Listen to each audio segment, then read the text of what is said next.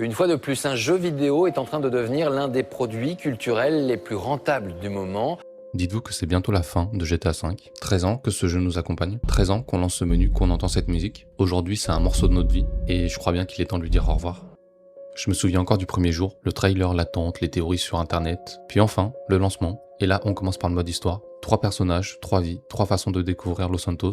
À l'époque, la map paraissait gigantesque, chaque rue était nouvelle, chaque quartier avait une identité. On passait des heures à faire n'importe quoi, voler des voitures, semer les flics, sauter d'une montagne en moto juste pour voir si ça passe. Spoiler, ça passe rarement. Et puis, quelques temps après, GTA Online est arrivé, et là tout a changé. Los Santos c'était plus seulement une ville, c'était un terrain de jeu entre potes. Les premiers braquages, les missions mal préparées, les random kids faisaient la guerre en session, les appartements de luxe, les garages remplis de voitures, le rêve de devenir millionnaire en braquant des supérettes. Et évidemment, les chargements interminables dans les nuages. Ouais, on a un peu souffert quand même. Mais malgré ça, on revenait toujours, parce que GTA c'était pas juste un jeu, c'était des moments. Les fous rires, les courses absurdes, les fails en braquage, les attends j'arrive qui se transformaient en 20 minutes. On jouait pas seulement à GTA, on créait de vrais souvenirs. Et le plus fou c'était que, alors que GTA restait, nous on changeait. Certains étaient au collège en 2013, aujourd'hui ils travaillent.